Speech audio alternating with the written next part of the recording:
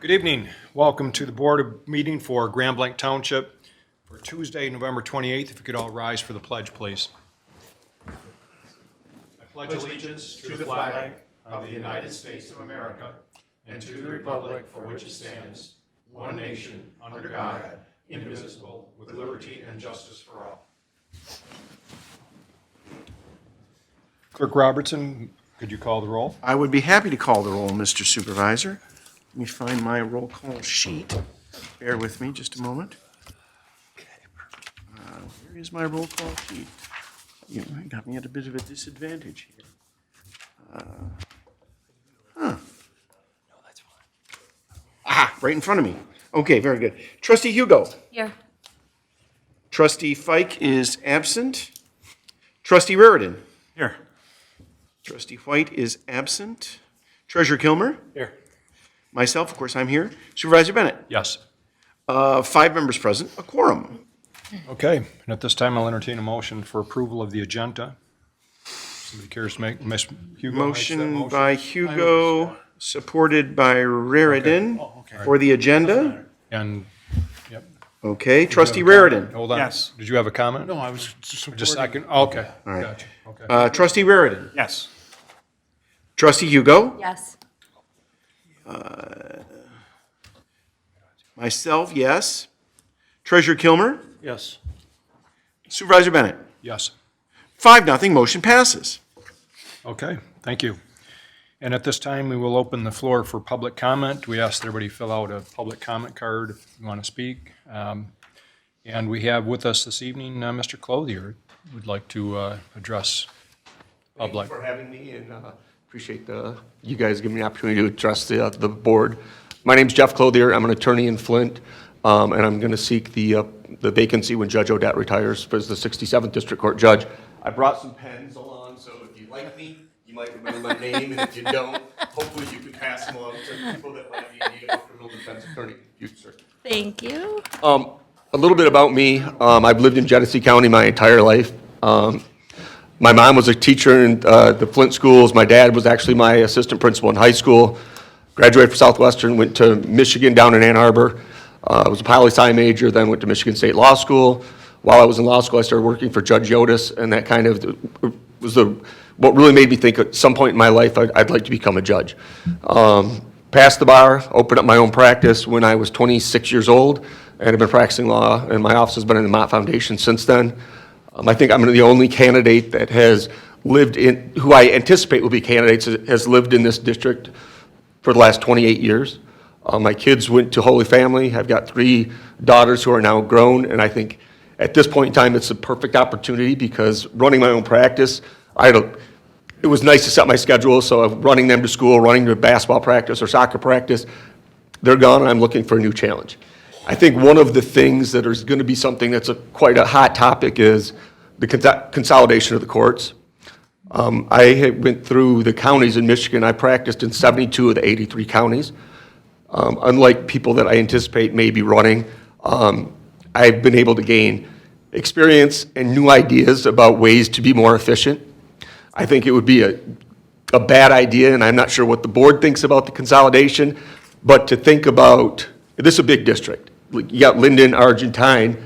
To think of a lady who gets a speeding ticket or a young kid who gets a speeding ticket who wants contested or try to get the points knocked down is going to have to drive downtown Flint to fight that. I think it's just a bad idea. And I think taking the courts out of the community doesn't necessarily serve the purpose that it was designed to do. And like I said, I've had cases in Traverse City, Benton Harbor, all over the state, in the UP, where I was actually early for court, an hour early, because I had no idea that there was a different time zone in Iron County. And I just think I think that is what's going to separate me. I think I know the community. My family owns Little Joe's in Grand Blanc. I don't know if you knew that. I've been entrenched in this community my entire life, and I want to serve the community. And I think I would be an excellent judge. I think I have great temperament. The 2 judges that have been on the bench since I started practicing law are Judge Odette and Judge McCabe. I think I have the temperament and I share a lot of the same beliefs that they do. I am very, very considerate of other people's time, and I think that's one of the things that's my biggest criticism of judges is that they get on the bench and think that they're gonna retire, and then they don't work as hard as they should. And I'm ready for a new challenge, and I'm not looking to do this. I think as an attorney, I'm still at the top of my game. But with my kids grown, I'm looking for something, a new challenge, and to serve the community, and that's where I am. So I'd like to meet everybody, if anybody has any questions, but you'll see me around, and this isn't gonna just be my first appearance, and I'll try to keep it shorter next time. I've had murder cases with Jude, I've had everything from a speeding ticket to multiple first-degree murder cases, and I think that I'm compassionate, and I think everybody deserves to have a voice, whether it's a victim. I think the police officers have an opportunity to discuss the case or address the judge, but I think the big thing about consolidation, people will be victimized twice, because if anybody's been in 67th District Court downtown Flint or the 68th District Court, it's complete chaos. And to think that you're going to have to go down there multiple times to go to court to get your voice heard, I think people frankly just say, I'm not going anymore. And the victims are going to be victimized twice, especially if you've seen Saginaw Street downtown. It's been under construction there's nowhere to park at all. So that's my spiel. Thank you guys for having me. I appreciate it. This is my wife, Brooke, and she's definitely my better half. So if you don't like me, no one dislikes her. Thank you. Thank you very much. Thank you. Okay. I heard Spartan in there somewhere, too. So that's good. There's some negatives there. I thought we were friends. All right, any other public comment? Okay, seeing no further public comment, we will move to our public hearing. And this evening, we have a public hearing for discussion of community development block grant CDBG funds being used for the 2025 through 2027 project funding years. And is Ms. Roberts going to speak this evening on that? Good evening, Ms. Roberts. So I guess we're just going to open the public hearing with regard to different projects. Only certain things can be considered for CDBG funding. We are expecting to receive $277,639 for CDBG funding for the program years 2025 through 2027. So we are planning on using that as of this time, only on 3 different projects, and, but. Yeah.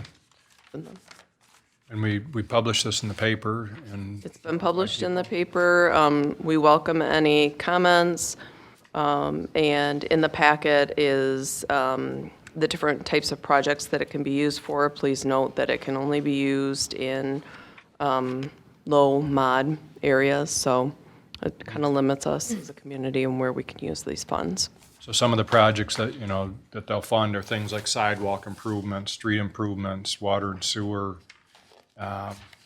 recreation things, special assessment situations, streetscape improvements. We've used it for everything under the sun, especially in low to moderate income Correct. areas. So what we're proposing is a couple of different things. I don't know, we're going to, Yes, the things that we're proposing are $60,000 to go toward the senior services. We've always used it for that purpose. $10,000 for street improvements on Helen Street, and then $207,639 toward a portion of sidewalk installation on Saginaw Street from Hill Road to Maple. This is one of our priorities as part of our strategic plan. It's helping this part of the community that doesn't have that sidewalk on Saginaw Street, and we've talked about that quite a bit. So this will not fund, of course, the whole sidewalk, but only a portion. okay. That's part of, Mr. Supervisor, that's part of the Point North Yes. efforts. And the number was 207,613? 639. 39. I want to get that sidewalk from. Okay, so at this point, we will, anything to add, Mr. Laddie or Mr. Lemata? Okay, thank you, Ms. Roberts. At this time, we'll open the public hearing. If anybody wishes to speak, I know we had a sign-in form over here for anybody that is here to speak on that. Does anybody wish to speak to any of the projects that we're looking at using the federal grant funds for? And it has to be for low to moderate income areas, and there's only a few of those in our township. Okay, seeing no comment, we will close the public hearing and bring it back to the board.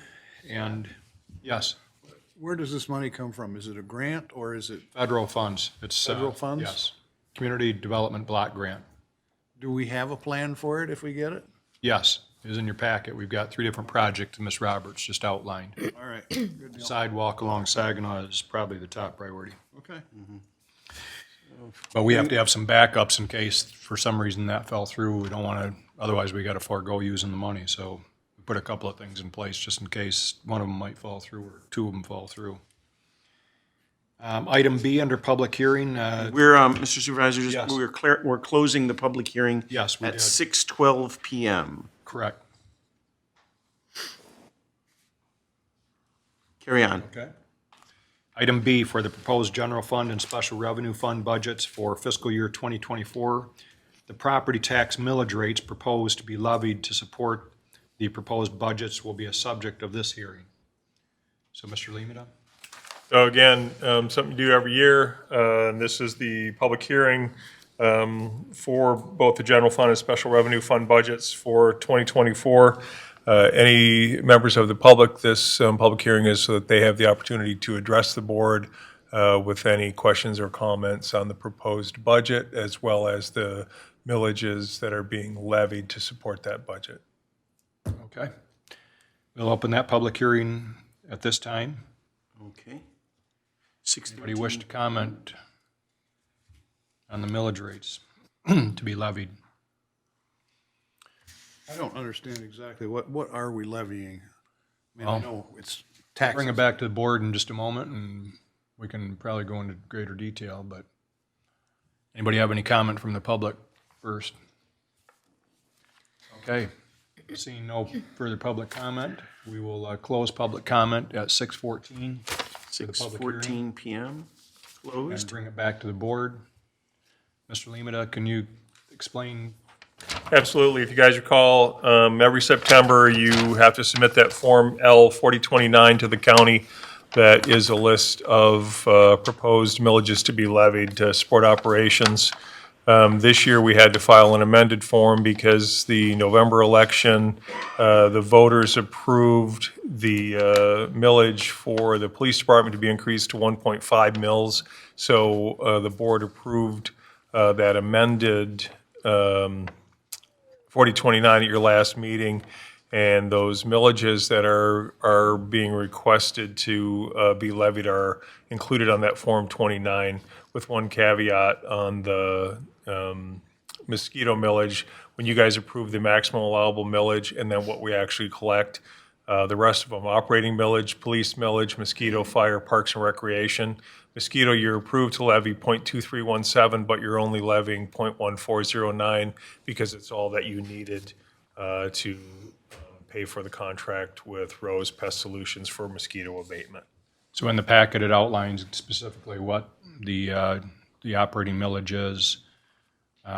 Police millage 1.5, mosquito .2317, fire .9757, parks and rec .2409, and the operating was 4.4048. For a total maximum allowable reduced millage of 3531. Okay, so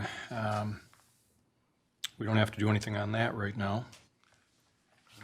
We will move to item 6 on the approval of the consent agenda. If there's a motion, do so. Dr. Reardon makes that motion, supported by Ms. Hugo. Motion by Raridan, supported by Hugo for the consent agenda. Correct. Okay. Trustee Hugo. Yes. Trustee Raridan. Yes. Treasurer Kilmer. Yes. Myself, yes. Supervisor Bennett. Yes. 5-0, motion passes. Thank you. Old business, strategic plan update. We're going to discuss a little bit about our pension and OPEB funding this evening. Mr. Lemata? So again, as part of your strategic plan, the focus remains through all of the reviews we've done through the 3 years of this strategic plan. One of the main goals was to reduce unfunded liabilities for post-employment benefits. That includes both retiree health care and the police department defined benefit pension plan. This year, once again, later in your agenda, you're being asked to allocate additional funds to put towards those from general fund reserve balance. I'm assuming that the board would approve those just based upon this being the strategic agenda item that it has been.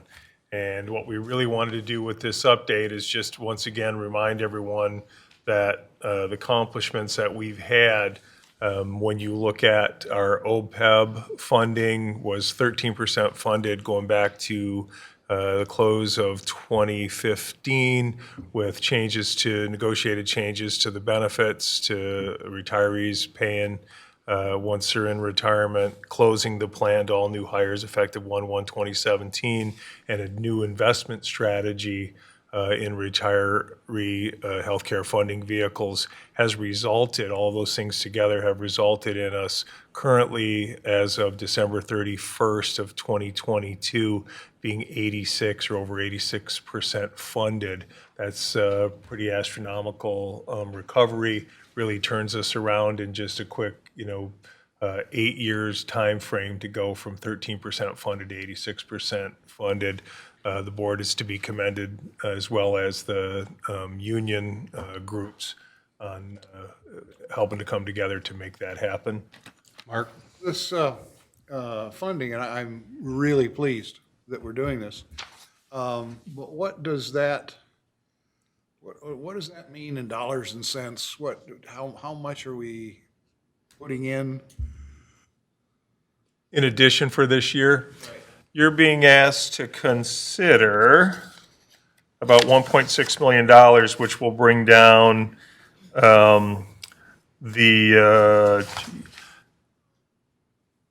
your balance from your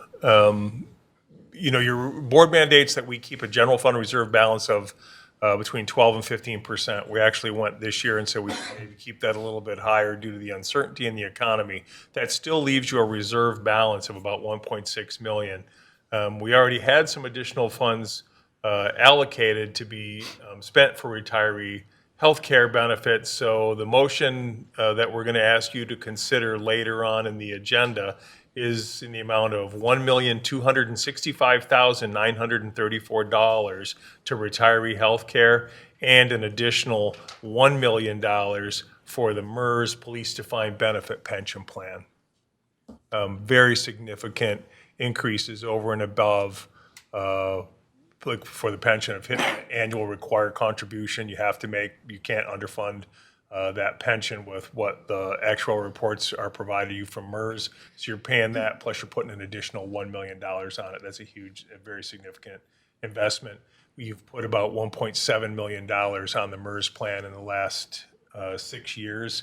So putting an additional $1 million on that tells you.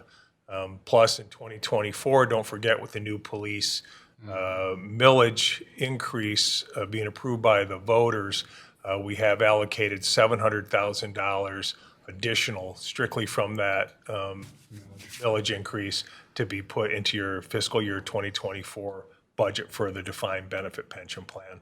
We're really helping to retire those legacy costs to put the township on solid footing for the future. So in terms of what it means for residents, for businesses, is that we're retiring a debt. Have a plan to retire it now. It's kind of like not having a credit card. We're kind of setting the credit card aside and not putting any more on it. We're paying it down significantly. So. Sure. And again, thank you to the 3 police unions who agreed in negotiations last year that effective January 1st of this year, all new hires are going on a defined contribution plan instead of that defined benefit plan. It's going to help us even more greatly affect those legacy costs. And, those have been building really going back to like the 90s. And, there were decisions made, some actions taken that on behalf of the township, on behalf of MERS, and even the unions themselves, that led us to, we were about 54% funded 8 years ago. We're 71% funded in that MERS pension plan. You know, we made promises to a lot of these folks, come to work for us for 25 years, and in exchange for that, we're going to make sure you have a pension, and we're going to make sure that you have retiree health care. The trajectory that we were on just as little as 8 years ago, we wouldn't have been able to live up to those obligations in the very near future. So the actions that have been taken over the last 8 years have had such a significant impact on the financial health and long-term, outlook for Grand Blanc Township and specifically the taxpayers. Yeah, there was a little bit of pain that union groups and other employee groups had to experience to get us there. But in the long run, we're doing the right thing. We're staying on it. You guys still have it selected as a strategic plan item of this board. You've made significant, really significant progress in the 3 years that this board has been together. Yeah, well, we appreciate your diligence on it too. And negotiating the closure of that plan was no easy feat, both on the police side and our side. So we're making huge progress, and we're planting trees that we probably aren't going to sit under the shade of, but that's what this is about, is doing the right thing. Okay, so moving on to item B, unless anybody else has anything on pension and OPEB funding. Any other comments, concerns? Thank you, Dennis, for the update. Item B, the board will review the compensation for board members and commission members per the board compensation review policy. So earlier in our term as trustees and board members here, we set a policy that we wanted to, each term, we wanted the boards to look at before the end of their term, what the pay and compensation would be for board members for the next term. And we did that because the can got kicked down the road for decades, right? And then, all of a sudden there'd be a flurry to do something. And we said, you know what, we're gonna put this in policy that we're going to do something, each term we're gonna ask the board to make a decision prior to anybody signing up to run for the next term. And to my knowledge, nobody's filed yet. So we're taking all personalities out of this equation. We don't know who's going to be sitting in the seats next term. Any one of these seats could be, somebody else could be sitting in any of them or all of them. So we're not talking about personalities. What we're talking about is these positions as, trustee, clerk, treasurer, supervisor, what have you. And so we said we were going to take a look at the responsibilities and the compensation. And that's, we don't want to be the ones kicking the can down the road. We set this policy. I know we've talked about it a couple of meetings that we've got to do this. So it's not an easy thing for us to talk about each other's positions and what we think each other should be compensated for the work that we're doing, but we're going to have a discussion on it. Dr. Reardon? I guess this would be more through you to Dennis. Sure. That I'm curious as to what duties have changed for trustees, for clerk, for supervisor, for treasurer, since, you've been here 8 years plus, and maybe this would help give us an informed. So the question is, have there been any changes? Yeah, has there been any changes? Legally, no. Statutorily, we have 3 board officers that have statutory responsibilities to township and to this board. Obviously, supervisor, clerk, and treasurer. Statutory responsibilities remain the same. So nothing's changed as far as the law is concerned, what you're required to do. Dave is required as our clerk to make sure that, the elections for FOIAs, the record keeping, all those duties. Mark as our treasurer is designated and statutorily required to make sure that tax collection and disbursements are handled appropriate legally on time, and that he reports that back to the board, as well as the investments, policy is being followed. He reports that back to the board. He has statutory responsibility. Taxpayers. Supervisor, same thing, has statutory responsibility. He has to be a member of all committees. He runs the meetings. And then obviously, because you have a superintendent and me, I have statutory responsibility back to the board to oversee day-to-day operations. Trustees don't have statutory responsibilities by the law in charter townships, but you have a fiduciary responsibility, as well as the 3 officers have a fiduciary responsibility to the taxpayers, again, to make sure that the funds are being watched and spent appropriately. That's why it's actually kind of appropriate that you're having this conversation. It's budget time. You're going to approve the budget. This is your budget. It's a roadmap for how you intend to spend the money, and you have a fiduciary responsibility to taxpayers to make sure that we actually, as staff, spend the money in the way we said we were going to in that approved budget, that we don't spend money that hasn't been approved. So overall, legally, it's all the same. Framework's the same. Have we changed things internally? Certainly some things have changed internally. If you look at the Clerk's Department, Prop 2 of 2022 mandated 9 days minimum of early voting. Has that made some changes to the Clerk's Department and to Clerk Robertson's responsibilities? 100% yes. There's a heck of a lot more heaped on their plate to do all the things that they have to do now. Again, legal mandate, got to do it, no question. If you look at the treasurer's responsibilities, have we changed the position? The position is still there, but we've done different things than what were done 8 years ago. We've hired in like PFM, the professional investment managers, to do the investments rather than have whoever's sitting in that seat do the investments. I think that was a wise choice by the board for a lot of reasons. Number one is you don't know who's going to sit in that seat every 4 years, whether they have experience in investments, whether that's the person you want managing your money. You hire a professional municipal financial manager to do that. So how did that change the treasurer's position, for example? He still has the same statutory reporting responsibilities to the board. He doesn't physically have to do the investments, but he has to review the investments, make sure that they're being done per the board's adopted investment policy, and report that back to the board, like with quarterly investment reports that Treasurer Kilmer provides to the board. And then, so he's working with your investment manager to provide the oversight and report back to the board. He doesn't physically have to come in here and move money around like was being done. At the time I got here, the former treasurer that was here then actually spent a lot of time buying CDs and working with local banks and doing that to our investments. We've changed that strategy and it's paid off. We're, quite frankly.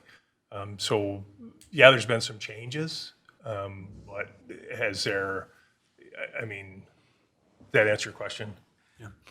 It kind of does, but that leads me to another point. If we all have the fiduciary responsibility to the township, but, not beyond that, even with the clerk's office,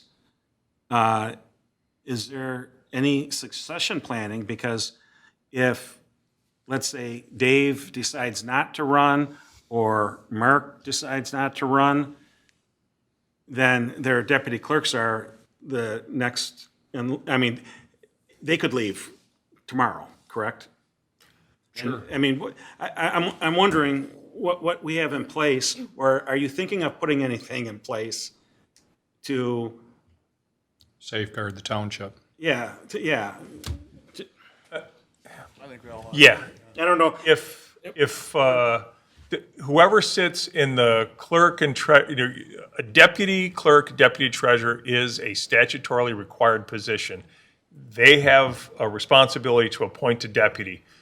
The board's responsibility is to set the compensation for those deputies.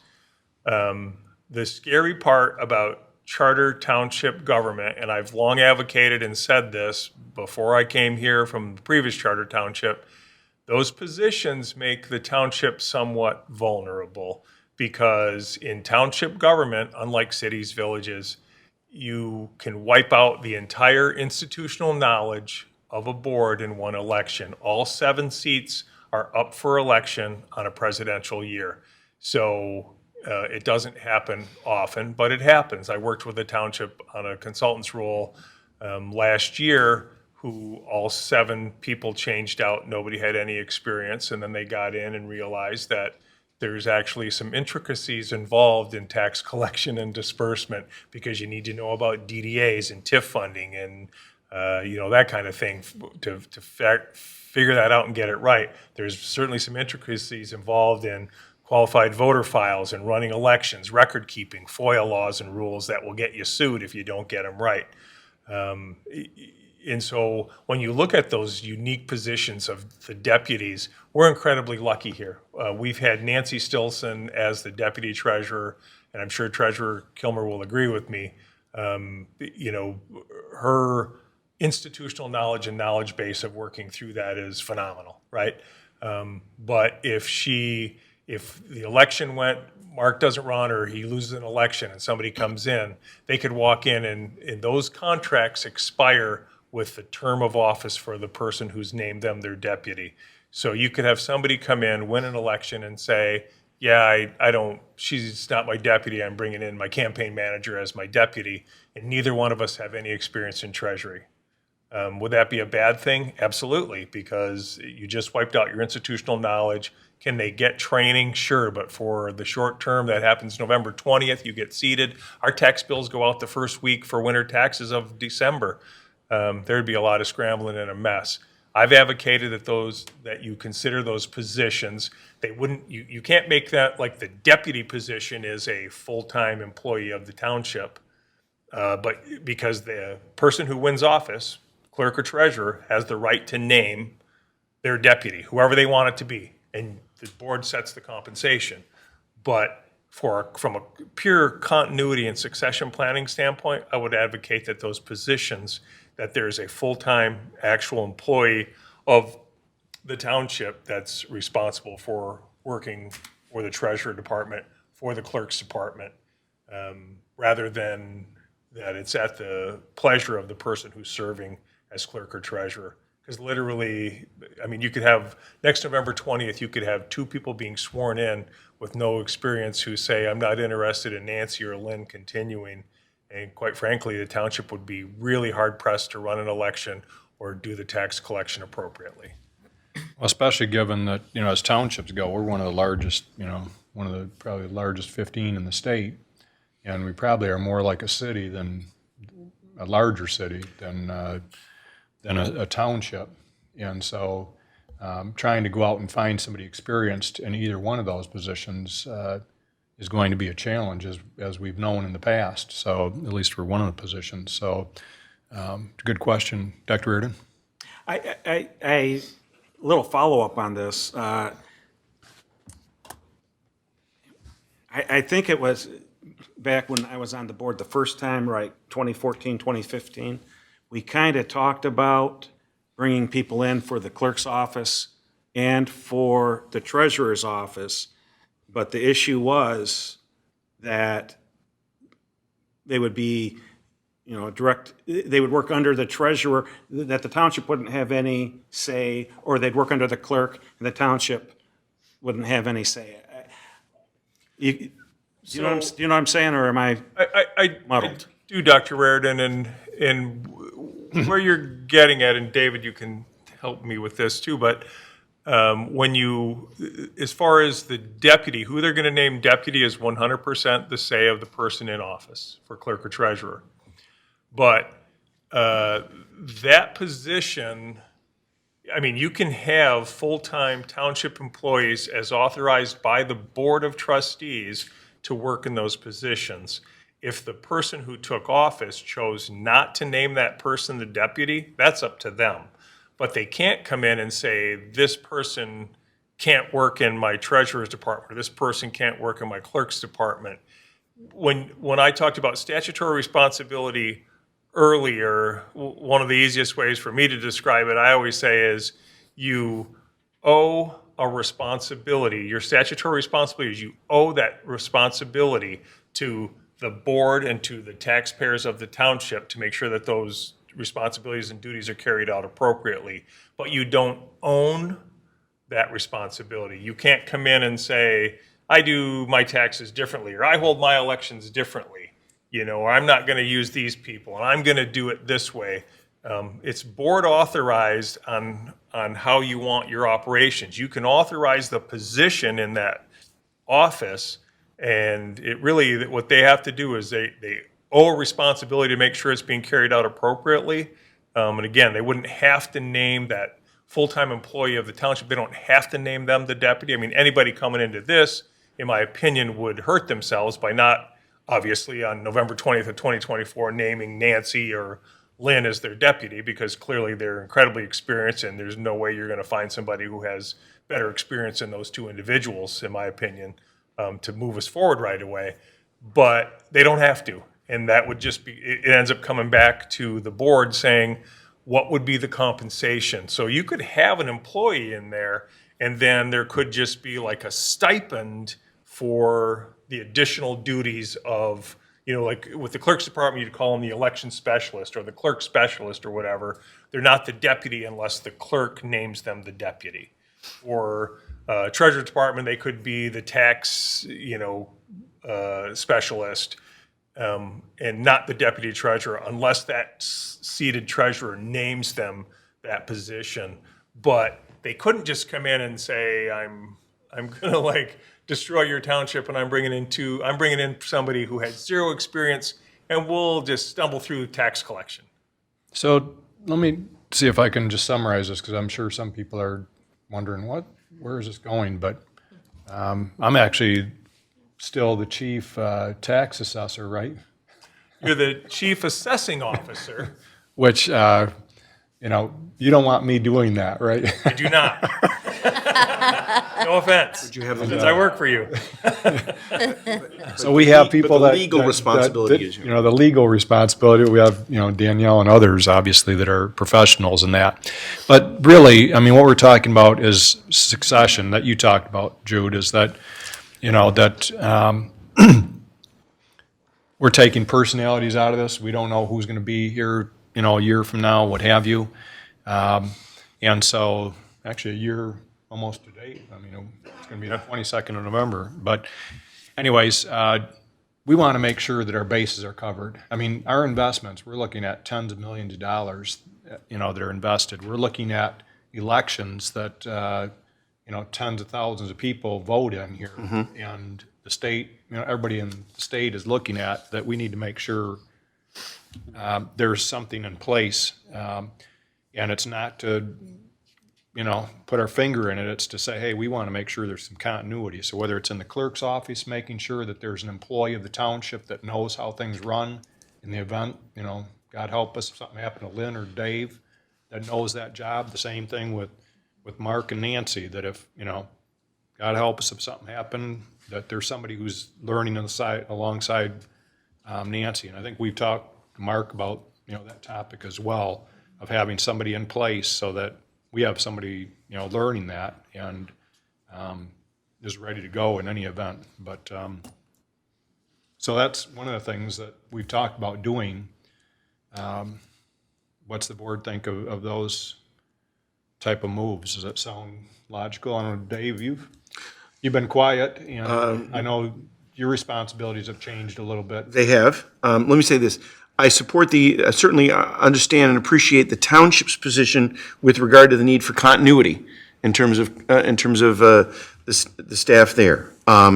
Much has changed in the clerk's world over the last few years. Everyone's aware of that because we've all lived through the last few years with the attention that elections have gotten in the state and the nation. Obviously, we've seen a massive increase in the number of people on our permanent AV list. We've gone from 5,800 to 13,000, not only because of changes in the law, Constitution that requires or basically permits no reason absentee voting, but because of the onset of COVID and the election there that put people onto the list as a result of that. Create more work. It is. It's labor intensive to be sure. And the labor intensity continues. Why? Because we've had changes in the law that now require that individuals are issued ballots once they're on a permanent list. The forms have been changed to allow an individual basically request to be permanently on an absentee ballot. And the law has changed with regard to the issuance of ballots, excuse me. Obviously, we've had to reorganize we've had to reissue voter registration cards because of the redistricting that took place, changes at the county, at the state house level, state senate level, and congressional level. That took place during my tenure. We've also had recent changes in the law to allow for the consolidation of precincts. Why?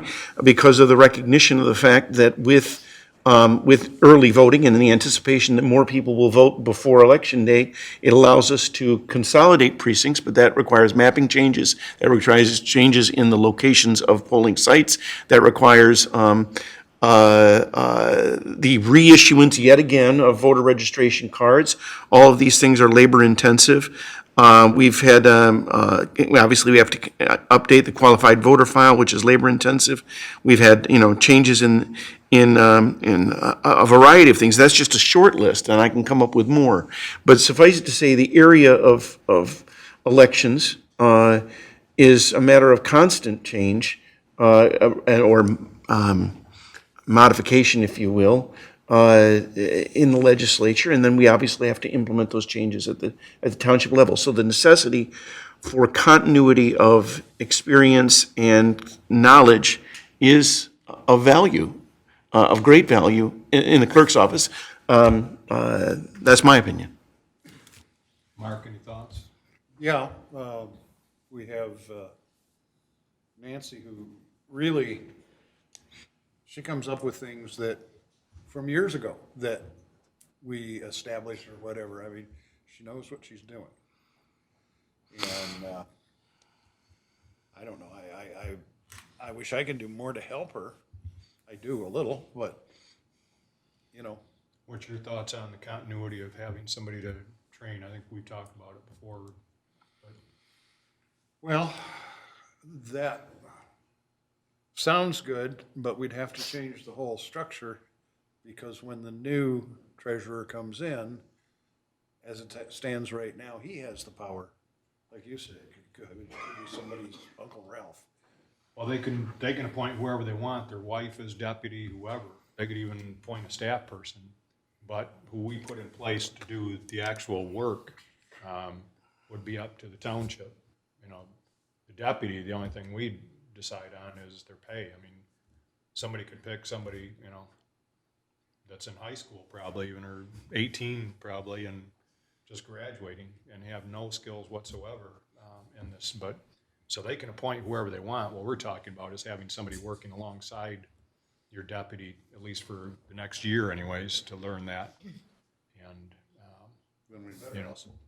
right, exactly. So that's one of the things that I know we talked about with regard to compensation, was that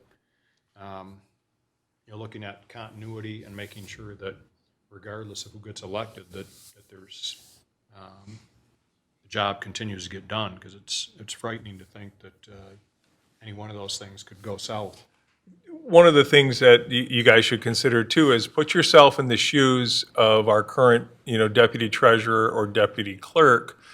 They're out there every 4 years, just like elected officials are, because their contract that they operate under terminates on the day that the new person's sworn in, unless that person renews them.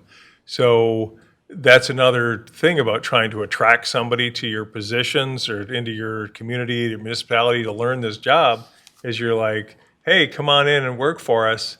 However, after the election, you may or may not be employed, because whoever wins that election is going to terminate you, and it does limit it. If you want to give those people a sense of security, then if they are township employees versus just, the appointed deputy, they can have a longer-term contract or know that they have an evergreen contract. They will work here until they're removed for just cause or for no cause, because they're really but you're not sitting there at the whim of an election. And put yourself in their shoes now. A year from now, neither one of them knows whether or not they have jobs, right? And that's an uncomfortable situation. Dennis, would this be something that we'd have to work out with the employee unions, or would this be a? No, neither one of those positions would, both of those positions would fall under FLSA exempt positions because they have a degree of autonomy in making decisions. They could be providing supervisory oversight. They'll hit the list of things that would allow them to be FLSA exempt positions. I don't know if we have a consensus here that we'd like, at least on that portion of it, for Mr. Lima to start fleshing out some things in terms of job descriptions and moving in that direction, but it's not too late to. Yeah, I'm personally good with that. And I don't want to beat a dead horse, but I'm pretty good at that. I've been here a long time. I mean, not here, but Staff and whatever. you're right. Yes. And so one of the issues, people have their own little kingdoms, and I'm not speaking about either Mark or Dave. I'm not speaking about them, but I know in the past, people, were very territorial. So are we sure, because I'm all for doing this, but they would fall under, right now, the Would superintendent? work for Dana, for Right, Mr. Lima. right. That's really what I'm asking. Yeah, so, the way it works currently as a superintendent, so you guys as a board have one employee and it's me. And if things aren't going the way that you want them to do, you should address that with me, and then everybody, all the employees report, to me. This wouldn't be any different for those positions in what I'm proposing. They would be assigned to the clerk's department. They would be assigned to the treasurer's department, obviously, because they're specialized department, no different than finance. We hire finance. We just hired an assistant finance director. She's assigned to the finance department. Ultimately, all employees are my responsibility, but that employee is assigned to Kathy because she has a unique skill set of experience and education that allow her to do accounting. No different than what we're proposing here. We want somebody who has treasury experience. We want somebody who has clerk experience. Well, and look at it this way, that if something gets screwed up on tax payments, it's going to fall back onto your desk. I mean, even though we have a treasurer, it's coming to you. Same with, elections, that if, sure, we can blame the clerk's office, but, your operation, so. Ultimately, I'm responsible to the board to make sure that day-to-day operations continue, Right.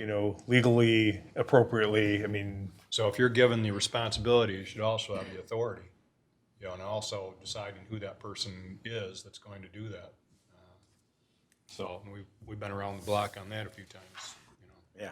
which we all agree that he has that authority. I can put the information together, what that might look like. Again, we're not talking about replacing either of the individuals who are in there now. It's really just changing the contract about, you guys would have to we could set a salary level for where they're at now as far as employees goes, and then it's also tied to a portion of that is a stipend for performing the deputy's responsibilities. So whatever that is, the board can set so that they're still being compensated appropriately.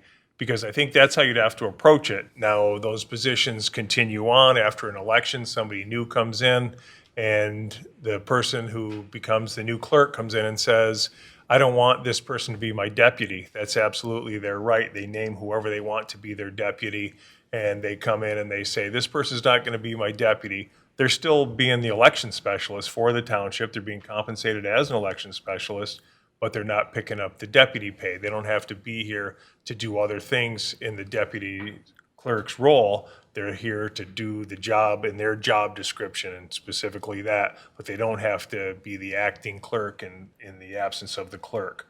So, what is that worth to that person? Is it $5,000? Is it $10,000 a year? I mean, whatever it is, I don't know. The board sets the compensation. But you can, I can explore that and bring it back to you. You'd still have to do a budget amendment. We did it in 2024, but it would give both Lynn and Nancy at this point a contract that extended beyond November 20th of 2024. So they had some assurance that no matter what happens in the election, they would be moving forward. what would be at stake would be any type of stipend for being the deputy.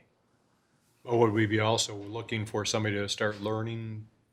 You know, I mean, I think we do in the clerk's department already, a couple of people there. Yeah, that's a big part of the succession plan. So, and we've had conversations with deputy treasurer, all this time, like, you got to let us know, like, a year in advance would be great, or, what does this look like? Because you want somebody to go through a couple of the tax cycles clearly, summer tax and winter tax, because they're both different. Township's collecting theirs in winter tax. So you really need somebody that's going to be there. So would that mean we have to double up that position? Well, yeah, it does. I mean, quite frankly, but you do it because you know how important, critically important that is to your success long-term. And so you're going to double somebody up for 9 months or maybe even a year, so that continuity remains. So they become an employee, and then they work with the idea that upon the retirement of the current person, that you've got somebody to slot in. That's the one that I'm concerned about as well as the other.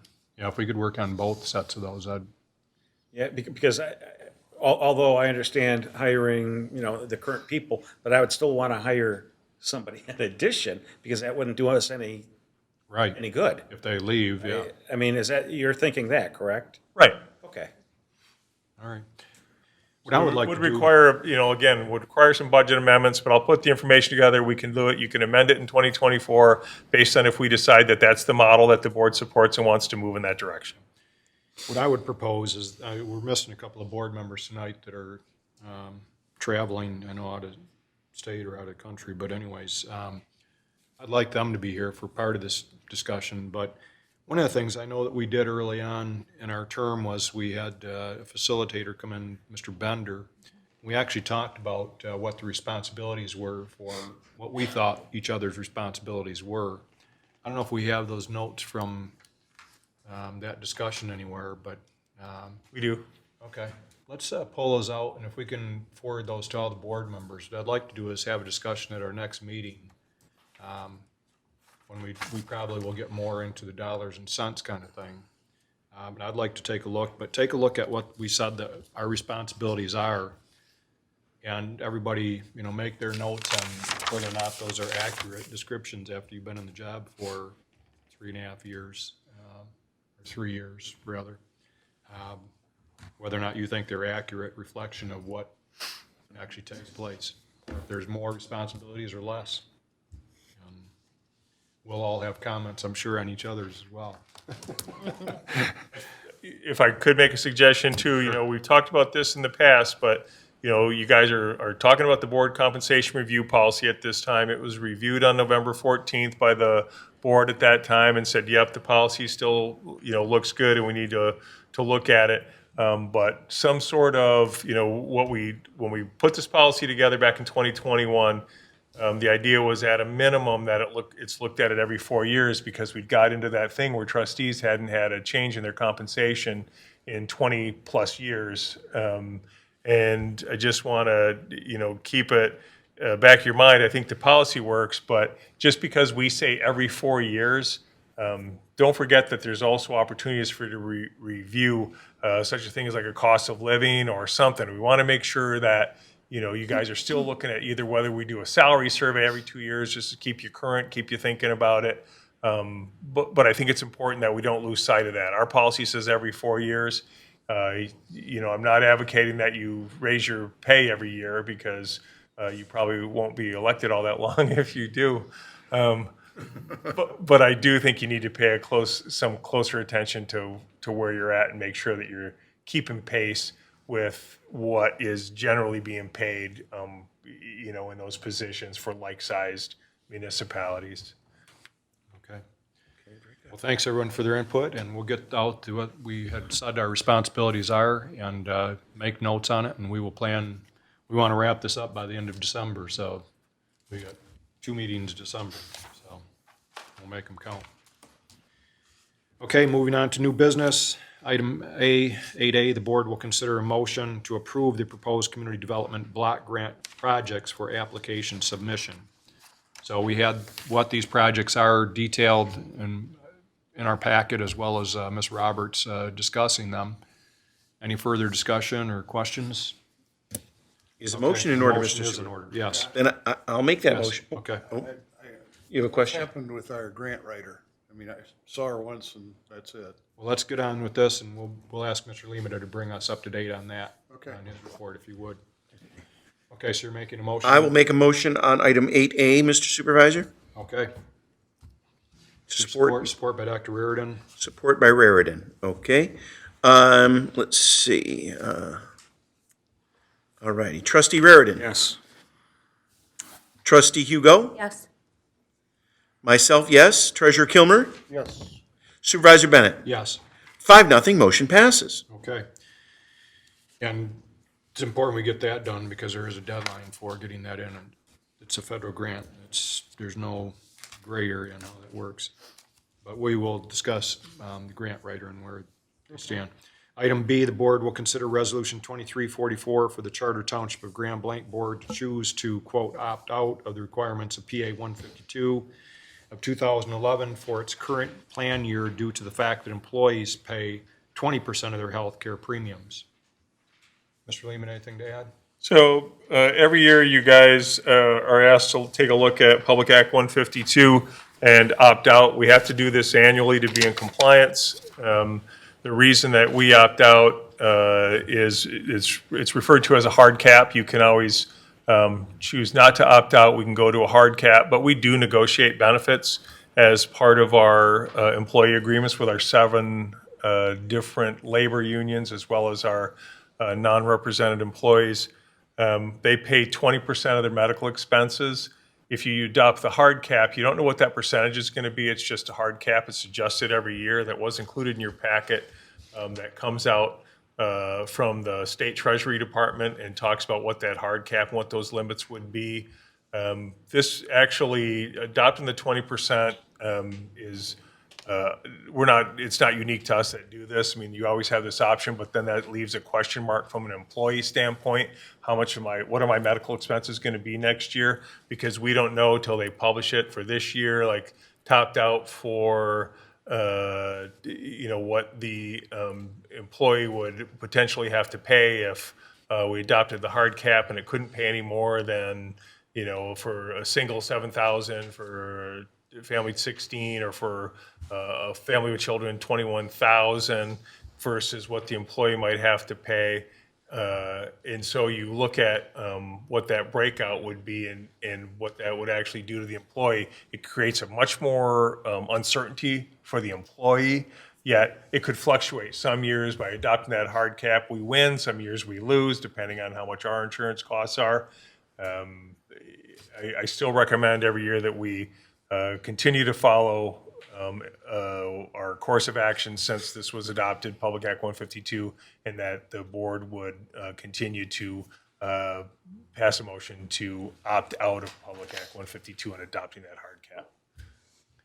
Okay, any questions or concerns? Making the motion, Dr. Reardon? Yep. Supported by Ms. Hugo. Motion by Raritan, supported by Hugo. Trustee Hugo. Yes. Trustee Raritan. Yes. Treasurer Kilmer. Yes. Myself, yes. Supervisor Bennett. Yes. 5-0, motion passes. Thank you. Item C, the board will consider Resolution 23-42 to approve the 2024 general fund budget. And you have in front of everybody, our finance department put these together with all the revisions, so you guys a copy. Mr. Lehman, anything to add? You guys have had the opportunity, you've had it since September 1st as required by law. You've had the opportunity to go through, we've done a presentation on it, we worked through, we have made the changes that have been discussed up to this point. We sat down last week, Finance Director Kathy Sostak is here if you have any very specific questions about the changes and updates that we've made to it and the conversations we've had since then. Otherwise, if you're comfortable with that we've got the changes adopted in there, you have your hard copy. These are the ones, should you choose to adopt this, unless we amend it later in the cycle or in the next year. When we're having budget discussions or we're talking about purchases, you do have the ability to make sure that we're staying within budget, that there has been money allocated this becomes your roadmap for 2024 as well as staff's. Okay, any questions or concerns? We've discussed this for a few meetings. Is there a motion order, Mr. Supervisor? It is. I will make the motion to adopt the item 8C, Okay, support by Dr. Reardon. supported by Raritan. Okay, trustee Raritan. Yes. Trustee Hugo. Yes. Myself, yes. Treasurer Kilmer. Yes. Supervisor Bennett. Yes. 5-0, motion passes. Thank you. Item D, the board will consider resolution 23-43 to approve the 2024 special revenue funds budget. Mr. Lemata? The exact same thing applies. Again, special revenue funds budget. You're required to adopt it before the end of the year, so we have authorization to move forward and spend. Your changes have been, any changes that we've discussed in 2024 special revenue funds have been updated and are in here. You're adopting a special revenue fund of $9,207,473. And obviously, this is the one with special revenue funds, you know, Parks and Recreation, Solid Waste, Building Department, drug forfeiture, among those, DDA Debt Service Fund, the Municipal Campus Project Fund, which we pay down the police department bonds for, and your capital projects fund of nearly $3 million for next year is proposed. Those changes have all been adopted, and again, our recommendation is that you approve this motion to adopt. We have our finance director, Kathy Solstack, here, and, you know, this is a huge amount of work, huge volume of work that their department does to keep track of all those funds. So we appreciate your work, Ms. Solstack, and the department as well. Yes, Ms. Hugo making the motion? Okay. On item 8D, motion Yes. by Hugo, Support by Dr. Reardon. support by Raritan. Support by Raritan. Very good. Trustee Hugo. Yes. Trustee Raritan. Yes. Treasurer Kilmer. Yes. Myself, yes. Supervisor Bennett. Yes. 5-0, motion passes. Thank you. Item E, the board will consider resolution 23-43 to amend the 2023 general fund budget. A few amendments that we need to make.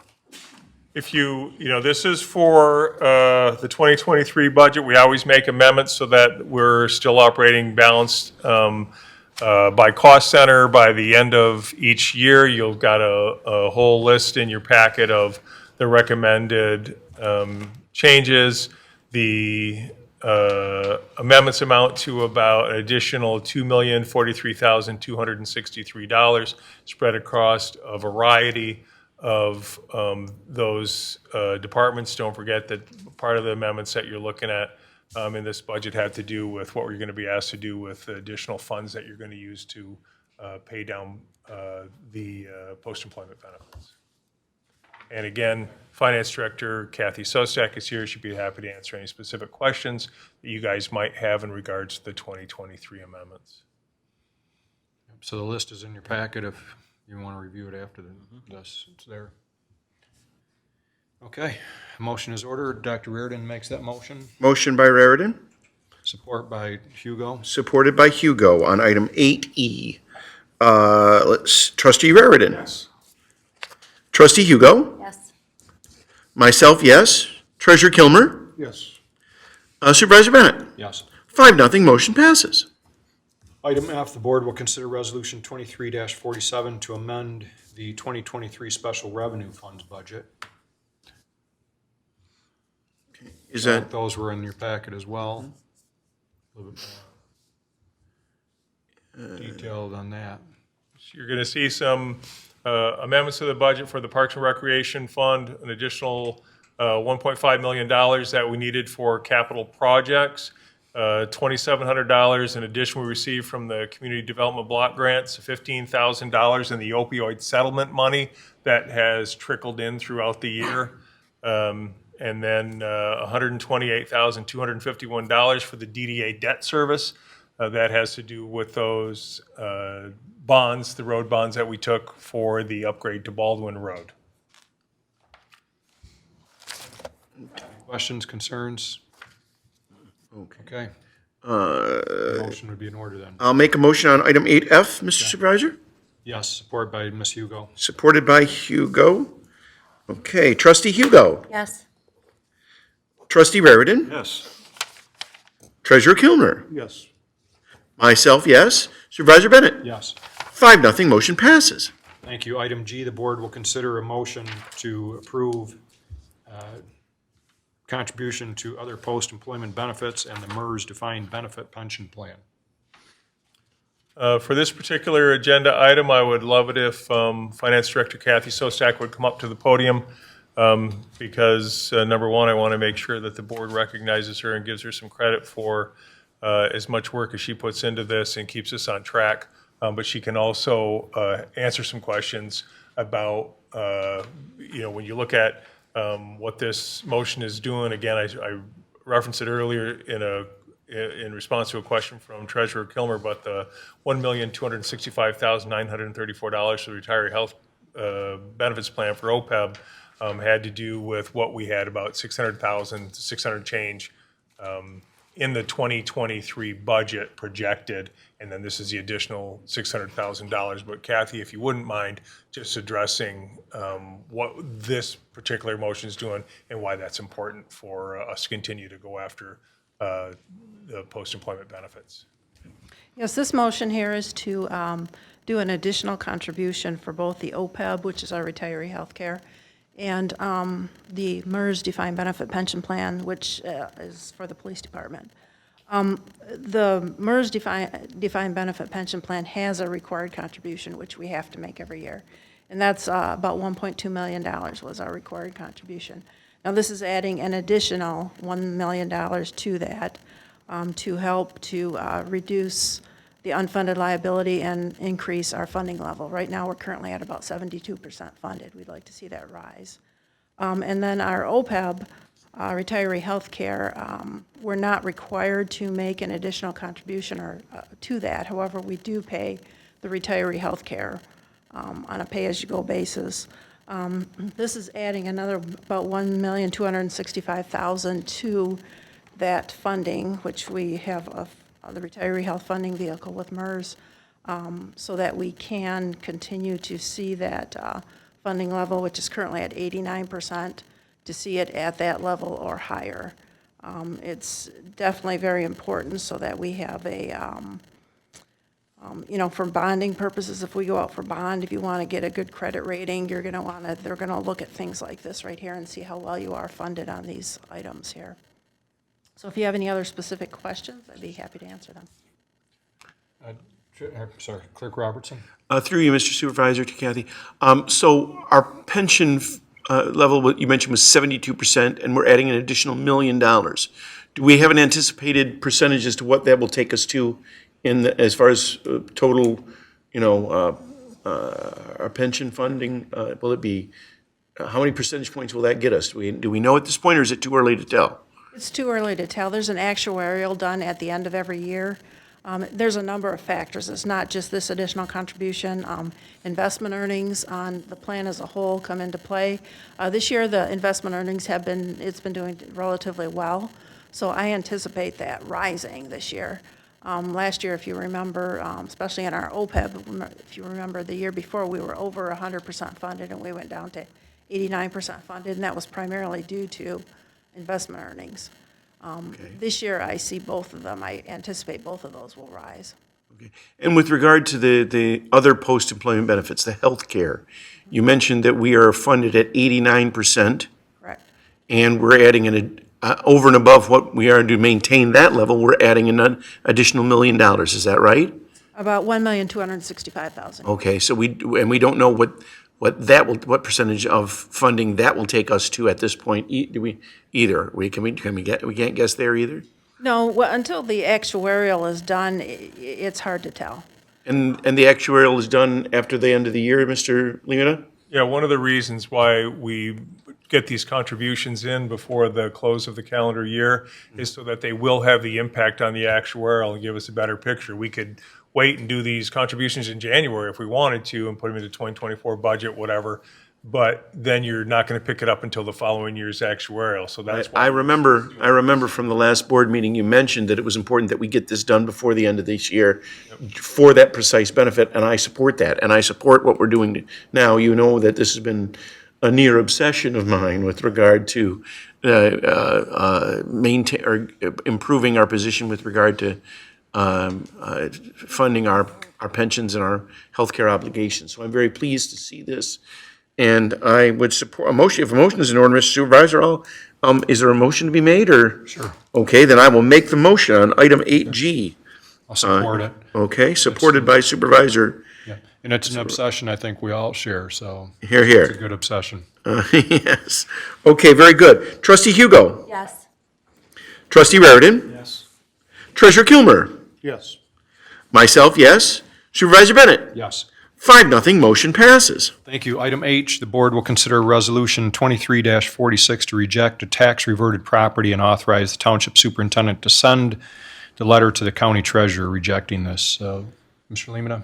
So every year, this comes before us because there's usually at least a property or parcel every single year. These are properties that have gone into tax foreclosure that they listed for the tax sale and nobody purchased, nobody bid upon them. So the first thing that happens is they make them available to us. They'll just becomes a township-owned parcel. We don't really want to be in the property business for a bunch of parcels scattered all over, but we take a look to see if there's any value in case from our DPW standpoint there was a specific purpose for it, or from Parks and Recreation that it makes sense in a place that we could turn it into a pocket park that would do something for that neighborhood and be able to have a value, or that maybe it's because we need to put infrastructure, water or sewer infrastructure in it. This parcel has been reviewed, and we do not see any value to the township. So what we'd like to do is reject it. It requires a resolution by the board. I will send the letter to the Genesee County Treasurer letting you know that the board has rejected this particular parcel at 1088 Jefferson Boulevard, and it will go to the land bank. Any concerns, thoughts, questions? Okay. Yeah, is a motion in order, Mr. It Supervisor? is. Then I will make that motion on item 8, excuse me, on Dr. item, Reardon supports, on 8G, yes. or excuse me, 8H. 8H. Forgive me, 8H. Motion by myself, supported by Raritan. Okay. Trustee Raritan. Yes. Trustee Hugo. Yes. Myself, yes. Treasurer Kilmer. Yes. Yes. Supervisor Bennett. Yes. 5-0, motion passes. Thank you. Our future agenda item for next meeting is going to be with regard to our IT upgrades that we've been making along the way. Anything to add to that? Mr. Lemata? I think there's going to be some No, exciting stuff to be shown, I think, from what I've heard, too. Yeah, we're awful excited about our IT director, Nathan, and he brings a unique approach. And this guy really, he spends a lot of time looking in cybersecurity and things like that. There's so many things that are out there that are under attack for government and municipal governments specifically. I think that you'll find when you talk with Nathan that he's done an amazing job and will continue to do so to protect us. But if you ask him, does that mean we're 100% safe now? The answer is no. Right. It's just not a thing. But he's got some innovative stuff he's going to show us, too, that I think we're going to be able to utilize as a township. With that, anything, Dr. Reardon, report on? Last meeting was really short. Just saying. Saying that I wasn't here and it was short? I'm just saying. Who ran that meeting? Oh, never mind. Do you really wonder? Ms. Hugo, anything to report on? I just want to let you know I will not be at the December meetings. I'm having surgery Friday. Hopefully the answer to my prayers. So I plan on, my hope is to be at the January 4th Planning Commission meeting and then the January 9th board meeting. We'll get some input from you by email then Sure you will. on compensation. Thanks. Mr. Kilmer, anything to report on? Clerk Robertson? No, Mr. Supervisor, I do not. Just a couple of quick things. One is, we have the tree lighting coming up on Friday evening, and going to be at 6 o'clock, I believe, 5:30, 6 o'clock. And fireworks at, right after Santa arrives. So it's going to be sometime around 6:15, 6:30, something like that. The fireworks are spectacular. It's some of the best I've ever, I think they clean out their warehouse for that thing, because it is amazing. And then also I attended this week, the Allied Challenge had their event where they announced how much they're giving to charity from all their activities. They're giving out a record amount, over $1.1 million that will be given to charity, with, at least half of it going to the United Way, Genesee County. With that, Attorney Laddie, you have a couple updates? I do. Earlier tonight, Mr. Clothier reminded the board of the concern that many communities have regarding the move of the district courts down to a building or a facility in downtown Flint. And I know that we talked about this before, and I know that there has been a lot of concern by local communities. And to that end, 9 communities have gathered together or have joined together and submitted an advocacy brief to support the position of the district court judges in opposing the consolidation of the courts. There were 9 communities. Grand Blanc Township is one of the named communities in opposition to this. The brief, you have to ask permission to file a brief in support of one side or the other, and that was accomplished and granted, and the motion was filed, and the brief was filed, and you have a copy of that by email today. I think it is one of the interesting things that we did, and Fahey Schultz was sort of the quarterback of the production of the brief and the filing of the brief. But one of the things the local communities were able to do was add some examples and add some comments about the effects on not just the population of our community, but also potentially on the police department, potentially on code enforcement. As Mr. Clothier pointed out, I'm afraid it's going to be a very significant time pull if everybody is directed down to this one building in downtown Flint to handle all of the cases that happen in the out county and also in Flint itself. And so we tried to explain the effects.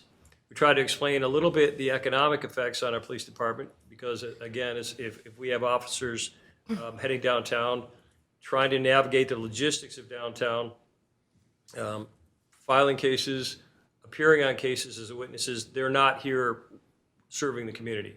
They're down cooling their heels in the court building, not helping anybody out. So we didn't get too specific in the brief. When you read it, you'll see that there are generalizations in there. And we did that on purpose because we didn't want to create any sort of fact line that could be disputed by the other side, because the Court of Appeals has this fast track for a decision, and we didn't want to slow down that decision or make it more difficult for them. But still, we wanted to let them know that we're concerned, we're impacted, and we hope that they will continue with the injunction and, in fact, prevent the County Board of Commissioners from moving forward with this. And so I'm proud of Grand Blanc Township for being one of the leaders in contributing to this effort. And I think that was a service not only to ourselves economically, but also to our community. And for that, I appreciate that. And then briefly, we have a pending matter regarding the Parkwood mobile home. We're still in the opportunity for Parkwood to file an answer to that case. And as soon as that time has expired, then we'll file a motion for default. We will ask the court to rule in our favor, but also potentially allow the residents to have a say in what they would do with any sort of payments that may be directly or indirectly related to water bills and service in the future. So that case is still, we're on the timeline waiting for their potential response. And when I get that, I'll report back. If everybody has any questions, I'll be happy to try to answer them. And just for everybody's reminder, Parkwood Mobile Home Park is the park that we're attempting to get paid in arrears on water payments that were never made. And there had been an agreement that they would be paid, and that fell through. So we are moving forward with a legal case now. Our last resort is turning the water off, and we're going to court in the hopes of not having to do that, and making sure that, you know, the residents there aren't caught in the middle. So that's our thoughts with that. Speaking of water, there is some legislation we're watching real closely with regard to the state in terms, we're one of the largest wholesale customers for Genesee County, water and waste, and we're watching very closely some legislation that would add $2 to a month to everybody's bill. It would also require possibly us to check people's homes for water leaks and to assist them in repairing them, and a whole bunch of other things that would really actually be pretty intrusive, I think. But we'll see where that legislation goes.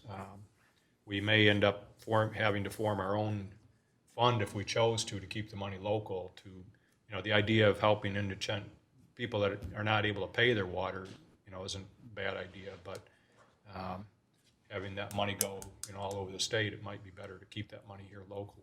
So in Genesee County or Grand Blanc Township, for that matter. So something we're keeping an eye on when it comes to water. Mr. Lemina? The only thing I really have to add is you guys approved the proposed 2024 budgets for general and special revenue funds. Thank you for that. And again, thanks to Finance Director Kathy Sostak, tremendous amount of work on her and her team's part on putting those together. Thanks for everybody's assistance in that. But also the public works budgets for water and sewer, you're not required to pass those through resolution or appropriations, but we've always brought it to the board and had you approve it because I think it's important that you guys are integrally involved in understanding where the water sewer revenue and whether we're doing the right thing. That budget will still be coming to you in a meeting in December. We're working through a rate model. If you recall, we used Raftalis to create a new rate model a few years back. Most of that resided with former DPS Director Jeff Sears.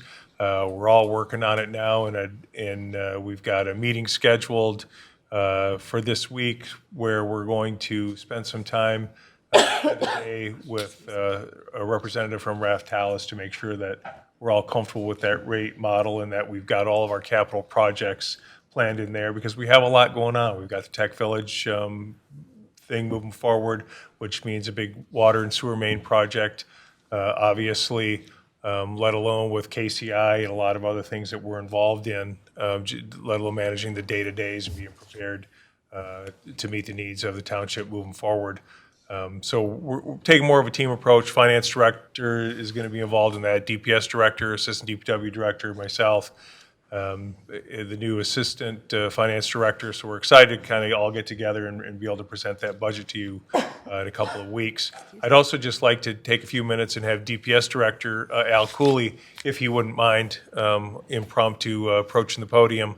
I just want to make sure that you guys all are comfortable with knowing who he is, that you have the opportunity to stop in and talk with Al. And give Al the opportunity to address the board. He's got about a month under his belt at this point, somewhere around in there, Al. Yeah. And he doesn't know that he was going to get asked to come up and speak to you guys today. So I just like to take the opportunity to throw that out, and let's see how well he does on, on an unexpected opportunity to address the board. I just want to say thank you all for the opportunity to be able to join the township. Seems like a great place up here. Really enjoy everybody. Just trying to get my head wrapped around everything right now, all the projects that are going on, all the work that's being done by the DPS department, having some one-on-one meetings with the employees through the entire department just to let them get some face-to-face time with me and let them, understand who I am and where I came from and the experience that I had.